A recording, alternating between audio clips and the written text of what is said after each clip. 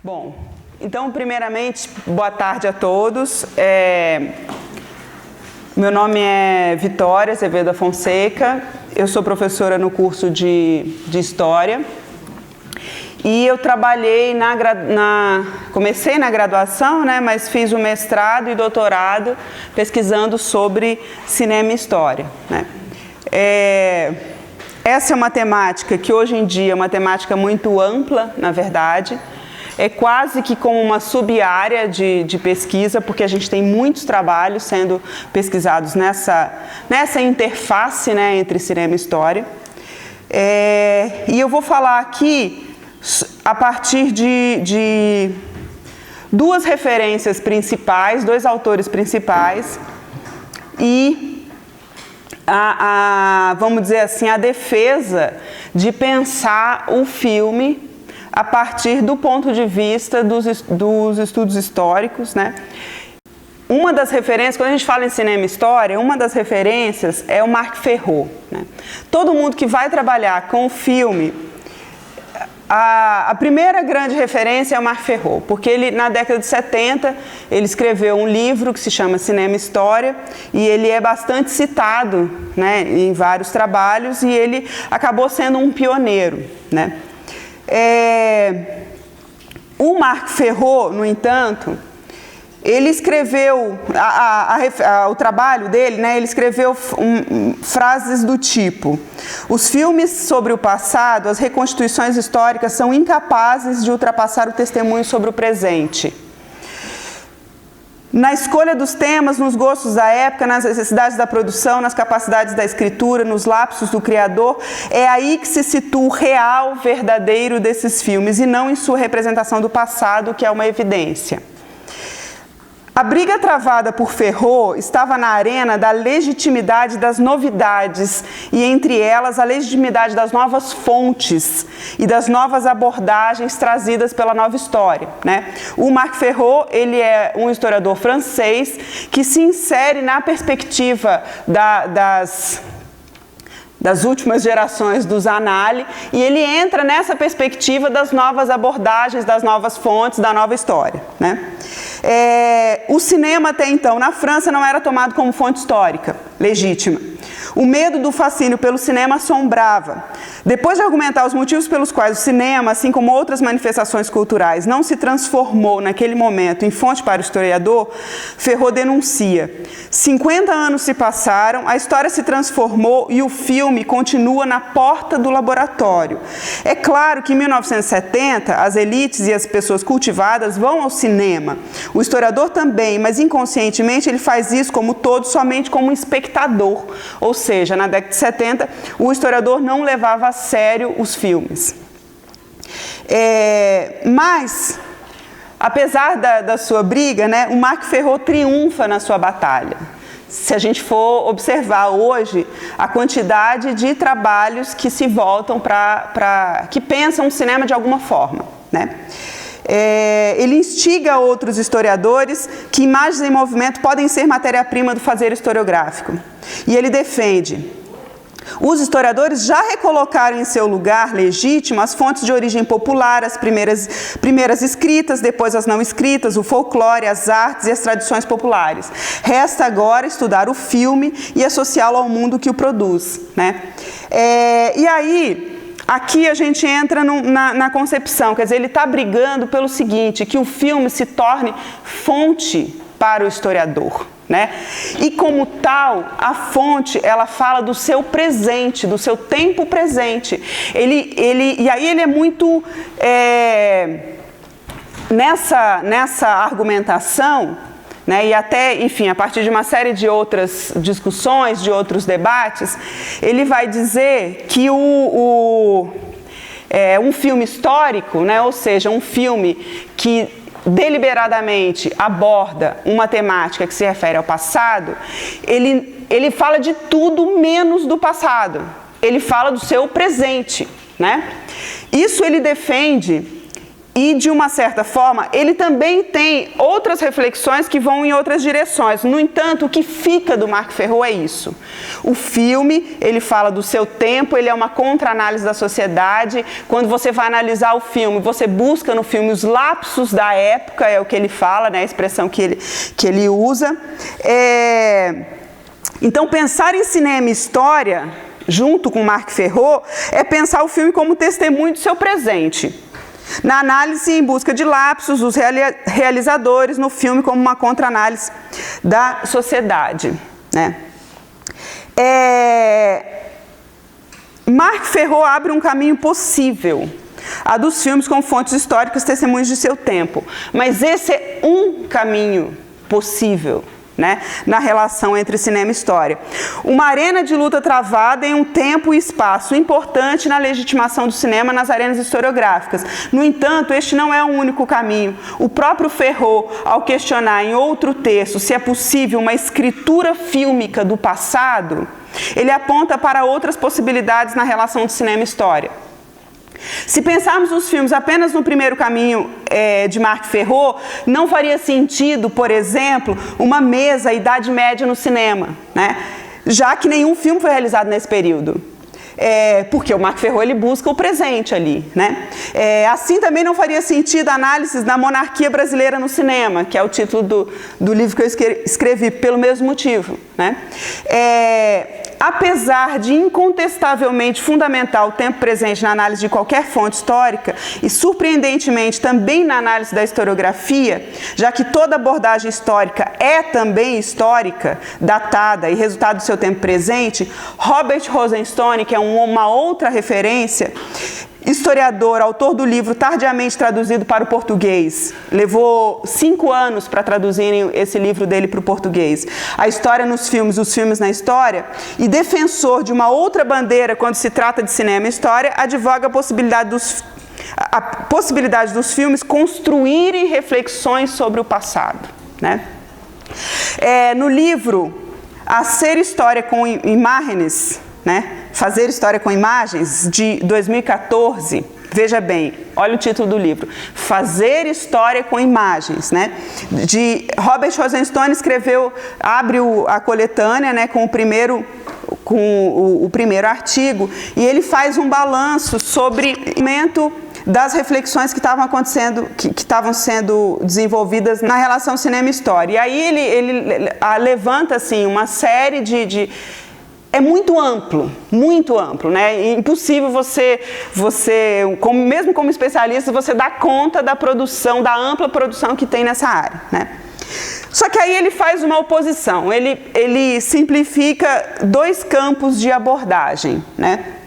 Ele diz o seguinte: em um extremo, situa aquelas obras para quem a relação entre os filmes e a história escrita é importante, e no outro, aquelas nas quais não é. Tornando a ideia mais clara, explico de outro modo, o estudo dos filmes históricos abarca desde acadêmicos interessados no que a gente poderia chamar de uma escrita cinematográfica do passado, até aqueles para quem escrever o passado é menos importante do que o que os filmes históricos falam a respeito de um gênero ou da sua própria época, né? Ou seja, ele situa em 2 opostos: aqueles que estão preocupados em o que esses filmes falam a respeito do passado, e aqueles que estão preocupados com questões mais ligadas às questões estéticas, às questões formais, pensando num gênero, pensando no tempo presente, etc. Então, ele coloca essa oposição, e ele se coloca do lado daqueles que se preocupam com que história o filme está contando, né? Rosenstone defende o filme como forma de pensamento.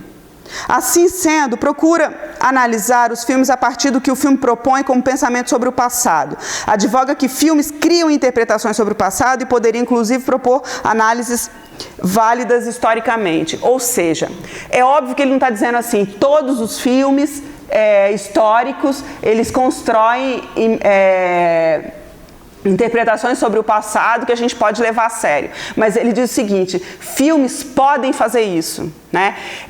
E aí um exemplo ele teria outros exemplos, mas no caso específico que ele cita, um filme como Outubro, né, do Eisenstein, ele propõe uma interpretação sobre a Revolução Russa que, de acordo com Rosenstone, é uma interpretação historiográfica, certo? Mas ele faz um filme, né?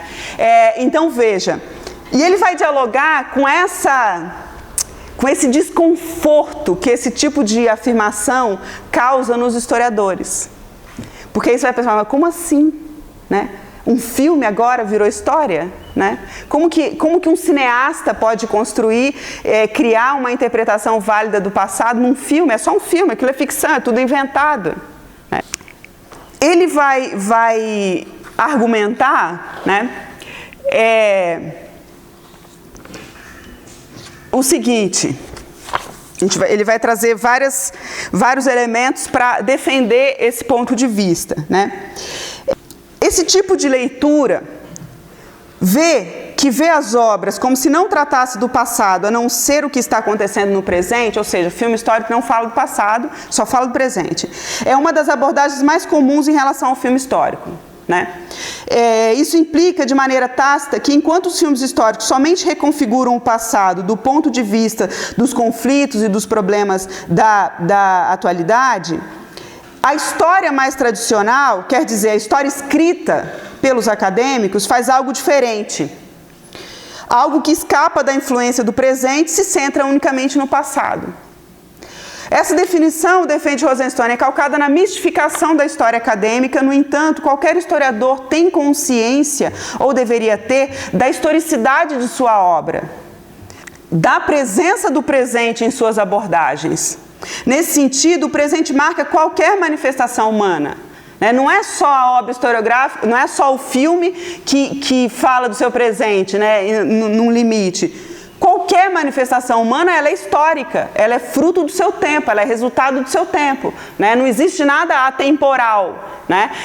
Apesar de ter algumas áreas que querem acreditar nisso, né? Que existem algumas coisas atemporais. Para o historiador não existe nada atemporal, tudo é resultado de um tempo, né? Mas devemos nos perguntar o motivo da tendência a analisar filmes históricos como se somente falasse do presente e as obras históricas escritas como se só falassem do passado.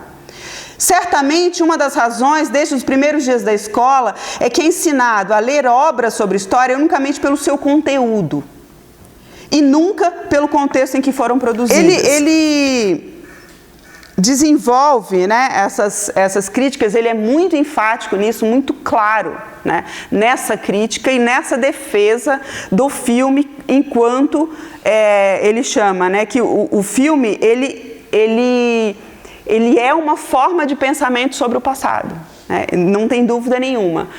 Só que muitas vezes, muitos trabalhos, principalmente no Brasil, quando a gente vai... Existe muita crítica em relação a esse tipo de postura, né? Enfim, tem uma série de ressalvas, né?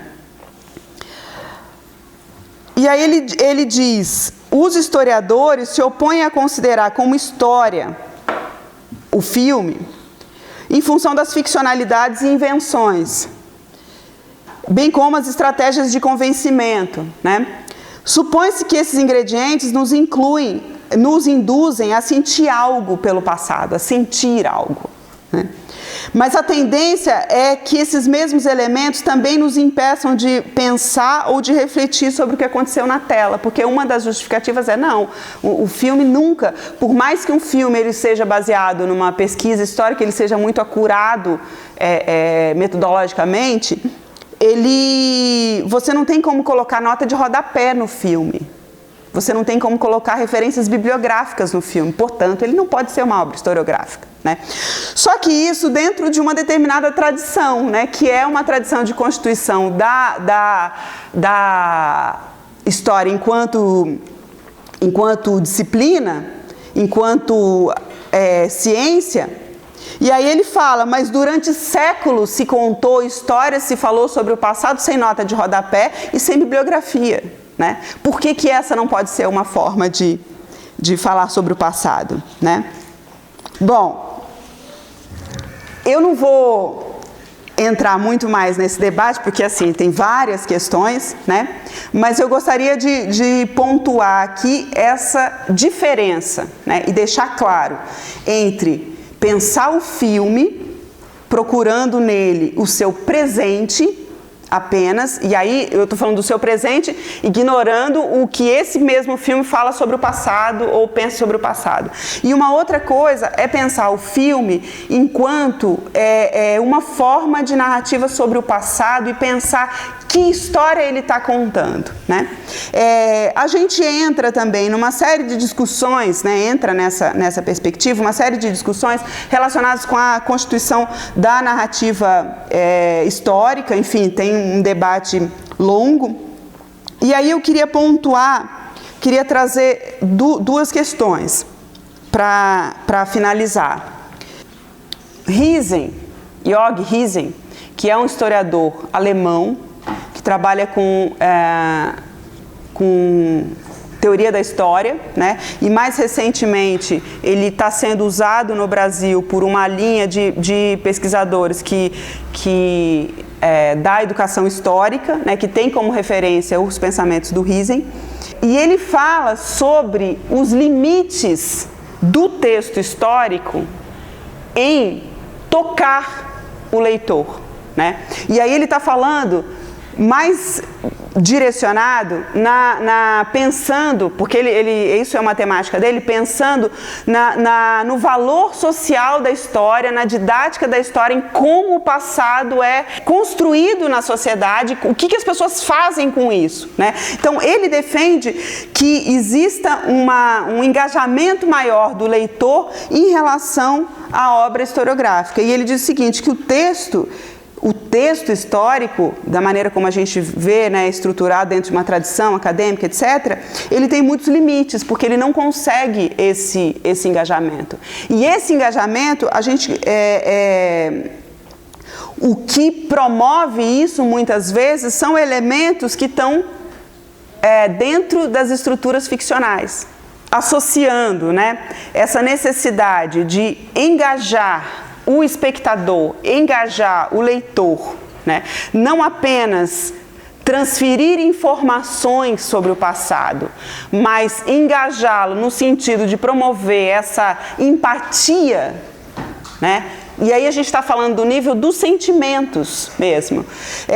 Pensar o cinema como uma forma possível de desenvolver esse tipo de empatia em relação ao passado e, portanto, dentro das suas, eu não diria limitações, mas dentro das características específicas dessa linguagem, que é a cinematográfica, pensar em formas possíveis de você narrar o passado, né? Enfim, seria basicamente isso. Se tiver alguma questão, depois a gente conversa. Eu sei que é uma temática um pouco polêmica, né, às vezes, mas eu vou finalizando por aqui, até para respeitar o tempo, né. Muito obrigada a todos, então, e agora eu passo a palavra para a professora Flávia, que vai falar sobre o cinema na Idade Média. Obrigada.